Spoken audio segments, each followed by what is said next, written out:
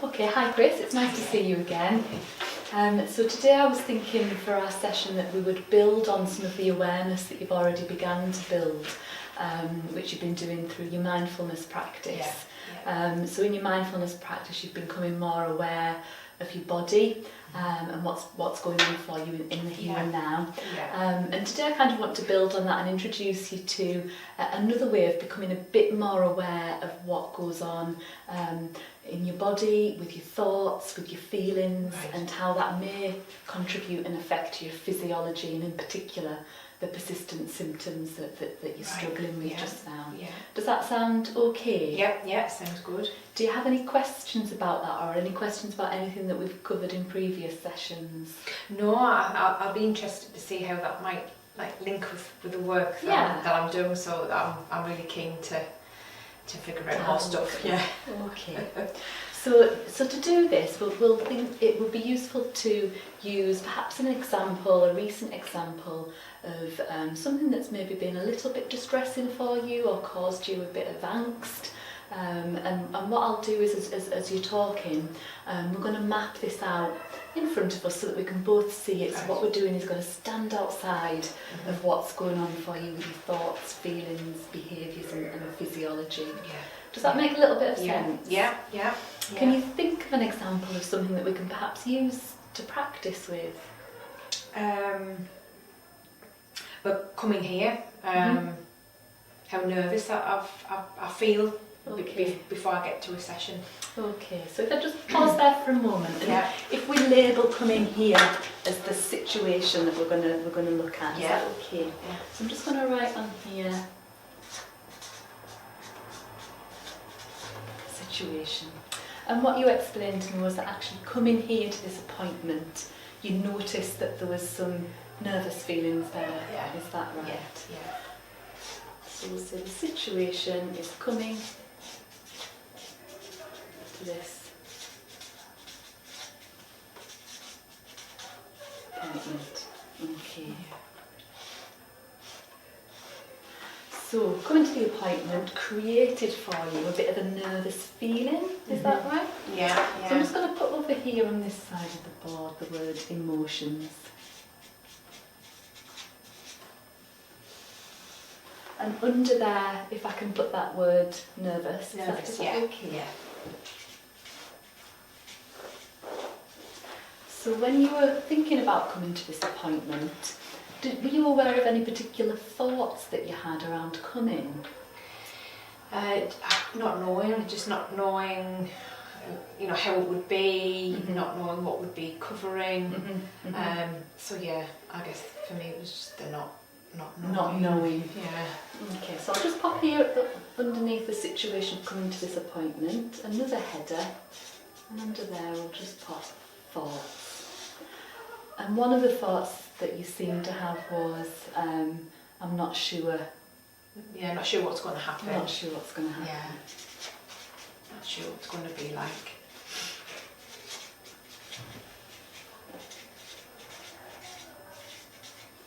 And the feeling that you had, or the emotion that you had, was a sense of feeling a bit nervous, is that right? Yeah. Did you notice that feeling anywhere in your body? I mean, in my stomach. In your stomach. So I'm just going to put another header over on this side of the page, and I'll just call that body. So in your body, you noticed there was something going on in your stomach.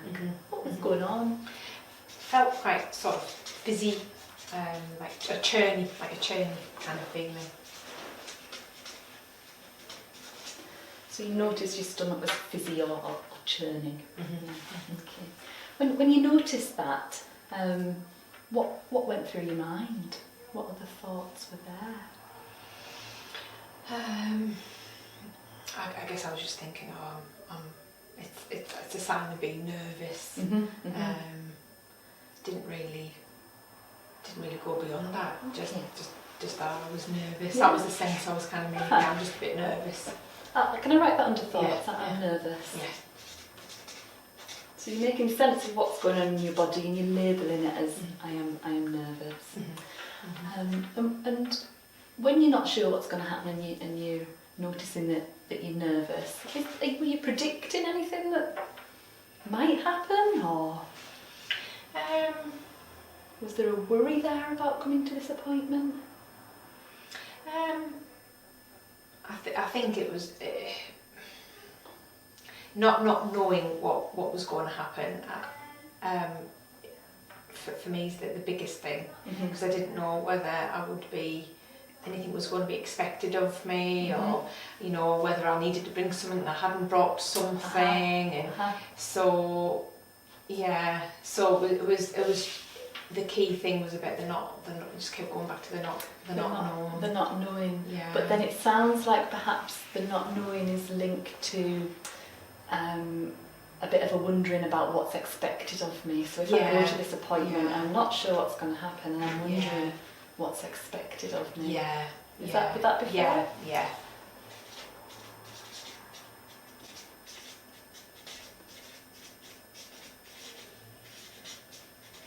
I'm going to put a question mark there in terms of that thought, because it's a bit of a question, isn't it? Yeah. What is expected of me? Now, our human brains like to answer questions. If you were to try and answer that about this appointment, what thoughts were there? What did you think might be expected of you? Answering questions, perhaps. Answering questions about what's going on in, for my pain. I thought I might be needing to be answering lots of questions. I might need to do something different to manage my pain. Yeah. So you might have to answer questions. Yeah. Or do something different. Do you have any concerns or worries about answering questions?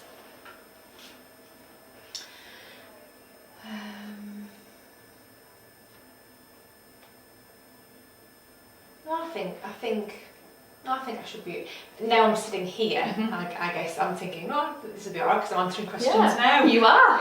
So now you're sitting here. Now I'm sitting here. That's going, because I can do that. Yeah. I now know I can do that. Okay, so that's really good. In terms of doing something different, so you had the thought, what is expected of me, and if we follow that thought through and answer the question, you wondered if there was an expectation that you might be asked to do something different. What does that bring up for you? What would be so wrong about doing something different? What would be so bad about doing something different? I think it's new. It's just something new. It's getting your head around change, isn't it? It's about change. Not that it might be bad. It's just that's that slide. Oh, wonder what that's going to be, or what that would look like. Okay. Yeah. And then you did come to the appointment. So down here at the bottom, I'm going to put another header, which is behaviour. And under this header, we'll put that you came to the appointment. Did you do anything else to try and manage sort of your thoughts, this nervous feeling and your stomach churning? Did you well, I found myself just checking my appointment details to make sure I knew where I was going and what time it was. So I kept checking that, and just to make sure I knew where I was going. Okay, so you were checking to make sure you know where you were going. Did that check-in make these nervous feelings better or worse? Didn't really do much. No. Either way, yeah. Okay. Didn't change anything major. No. And as this is going on, so you're not sure what's going to happen, you're feeling nervous, you're checking the details, and you're noticing that your stomach's feeling fizzy and churning. Were there any other thoughts, feelings, behaviours or bodily sensations that you noticed in amongst this? Actually, as I'm thinking about it, when I was doing the checking, I felt a little bit more stressed, thinking about how I was going to get there and will I get lost, and I was becoming quite tense so actually it did worsen, because I was feeling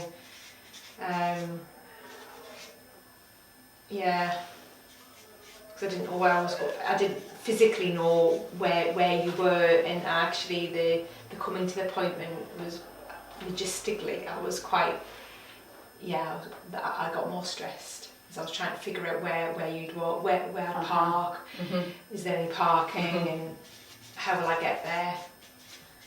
So lots of kind of hows and whys. Lots of trying to figure it all out. So lots of questions actually. And actually what you're reflecting on there is you notice that the checking of the details were perhaps making you more stressed. Is it alright if I draw a bit of an arrow there? Yeah. I didn't realise that until I started talking through it actually, but it did make it worse. And then you noticed that actually when you were starting to feel more stressed in relation to check-in, that was linking back into some difficult thoughts about, gosh, will I get lost, where will I park? And then you also said that once that was going on, that you noticed that your body was becoming tense at that point. Is it okay if I draw some arrows on here? Anything else going on with your behaviours? I felt a bit fidgety, like I couldn't settle.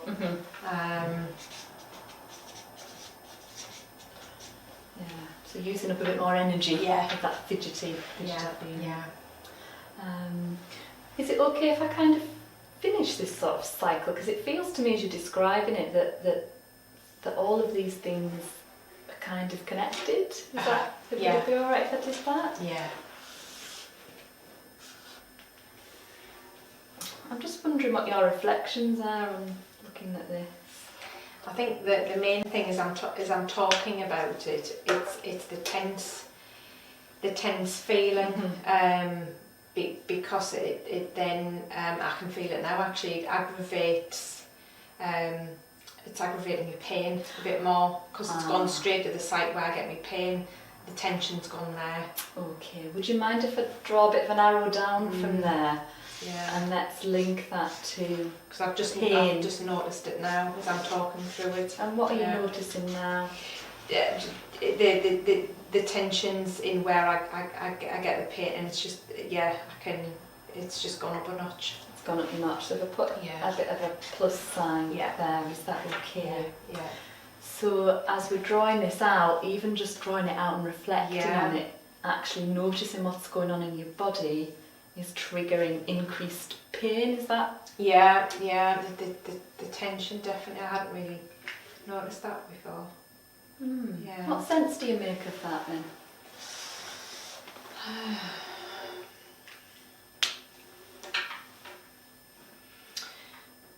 I think for me it's just I'm learning more about pain.